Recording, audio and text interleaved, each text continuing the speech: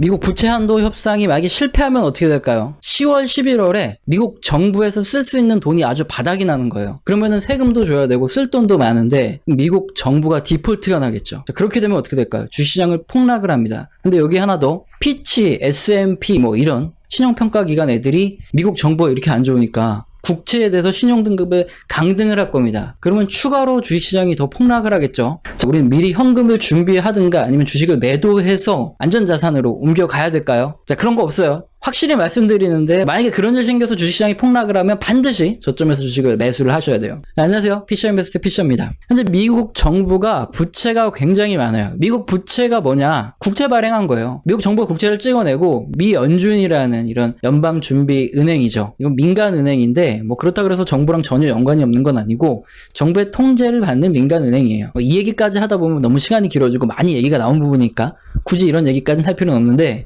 어쨌든 지금 미국 정부가 발행한 국채가 약 28조 달러입니다. 근데 이게 왜 문제가 될까요? 미국 공화당하고 민주당이 있죠. 얘네들 둘이 합의를 했어요. 미국 정부가 이 정도까지만 국채를 발행해서 즉 돈을 빌려다가 써라. 무제한적으로 돈을 갖다 쓰면 이게 문제가 될 수 있으니까 인간적으로 이 정도만 쓰자. 이게 바로 부채 한도입니다. 2019년에 한 2년 동안만 그냥 이런 합의하지 말자 그렇게 얘기를 해놨죠. 근데 2020년에 코로나가 터졌죠. 그래서 미국 정부에서 돈을 엄청나게 많이 가져다 씁니다. 올해 2021년 7월 31일이죠. 여기까지 부채 한도를 상관없이 쓰기로 했는데 그럼 8월 1일부터는 당장 부채 한도를 적용을 받아야 돼요. 6조 달러 이상의 부채를 더 줄여야 되고 더 이상 추가적으로 발행할 국채도 없습니다. 자, 그러다 보니까 미국의 재무부 장관 옐런 누나는 8월 1일이 되기 전에 의회에 간절한 호소문을 보내죠. 미국 정부가 부도가 날 수 있다, 뭐 디폴트가 날 수 있다 이런 말도 안 되는 소리 짓거리면서 빨리 한도 협상해달라 하는데 한마디로 씹혔죠. 미국 공화당에서는 부채 한도를 좀 줄여야 된다 이런 입장이고 민주당에서는 막 돈을 더 늘려서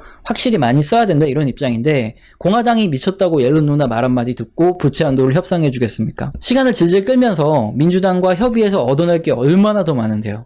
씨알도 안 먹히는 이런 소리를 옐런 누나가 했다가 가볍게 개무시 당했고요. 근데 옐런 누나는 왜 하필이면 8월 1일이 되기 전에 이런 서한을 보냈을까요? 8월에 의회가 휴회를 합니다. 그러다 보니까 9월 1일부터 한도 협상이고 뭐고 할 수 있어요. 8월 내내 부채 한도 협상에 대한 얘기가 나올 텐데 확실한 결론이 없습니다. 8월에는 신경을 꺼두셔야 되는 거고요. 그럼 이제 앞으로 어떻게 될까? 미국 정부는 무슨 돈으로 공무원들 월급도 줘야 되고 정부가 써야 할 돈 있잖아요. 이 돈을 어떻게 쓸까? 이 고민하는데 걱정을 할 필요가 없어요. 특별 조치라는 것도 있고 미국 정부가 가지고 있는 현재 현금이 한 4,500억 달러 이상 있기 때문에 이 돈으로 일단 버틸 수 있습니다. 특별 조치라는 건 뭐냐? 퇴직 공무원 연금이라든가 아니면 장애인 연금을 더 이상 정부가 내지 않는 거예요. 그리고 증권투자기금, 뭐 외환 안정기금 여기에도 돈을 안 내고 이런 식으로 줄이면 한 3,400억 달러 이 정도를 아낄 수 있다고 합니다. 현금 있는 것까지 포함해서 대략적으로 한 8천억 달러 정도 이 정도 있으니까 못해도 10월, 11월까지는 버틸 수 있는 거죠. 근데 10월 1일에 목돈이 나갈 게 있어요. 국방퇴직연금 관련해서 그리고 헬스케어 관련해서 반드시 1,500억 달러를 지출을 해야 됩니다. 이렇게 미국 정부가 쓰는 돈이 굉장히 많다 보니까 한 10월이라든가 11월 정도 되면 추가로 더 국채를 발행해서 돈을 더 빌리지 않고는 미국 정부 돈이 바닥이 난다는 거죠. 그렇게 되면 공무원들 급여를 지급할 수 없으니까 셧다운이라는 걸 해요. 공무원들은 무급 휴직에 들어가서 집에 가서 노는 거고요. 주요 기간 빼고는 전부 다 공무원들이 일을 안 합니다. 이 기간이 길어지면 미국 정부가 멈춘 거니까 경제에도 심각한 타격을 받겠죠. 그래서 그 사이 민주공화 양당 간에 부채 한도를 더 늘리는 협상을 진행을 하게 되는 겁니다. 그렇다 보니까 부채 한도 협상에 실패를 해서 10월, 11월 셧다운까지 하게 되면 당연히 주식시장이 급락을 하게 됩니다. 지난 2013년에도 지금과 똑같은 일로 부채 한도 협상 문제 때문에 정부가 셧다운을 했고 여기에 피치라든가 아니면 S&P 같은 이런 신용평가기관이 미국 국채에 대해서 등급을 좀 부정적으로 얘기하겠다 뭐 이런 얘기가 나왔어요. 그러면서 주식시장이 폭락을 했죠. 그런데 그 다음에 어떻게 됐느냐? 당연히 부채 한도 협상 통과가 됐고요. 주식시장 다시 급반등을 했습니다. 그럼 이번에는 달라질까요? 아닙니다. 절대 달라지는 거 없어요.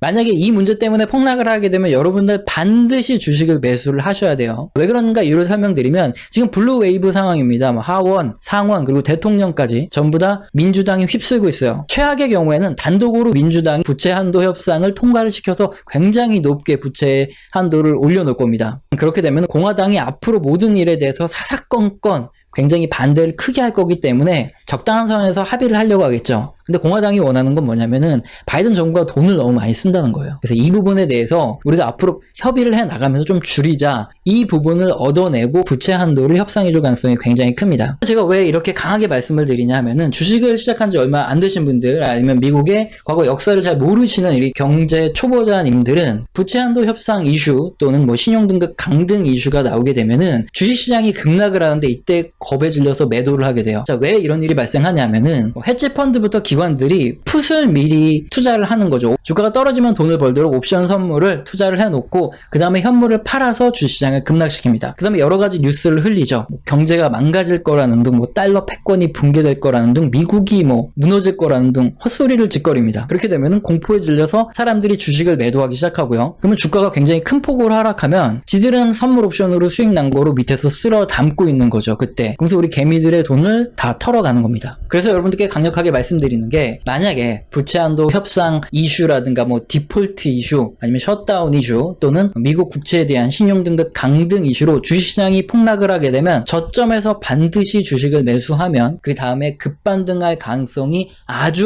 높습니다. 이럴 때 돈 안 벌면 언제 돈 벌겠습니까? 그러니까 반드시 기억해 두셨다가 이런 일이 생기면 땡큐 하고 주식 매수를 하시기 바랍니다. 오늘 영상도 마음에 드셨다면 구독과 좋아요는 꼭 눌러주시고요. 지속적으로 시청 부탁드립니다.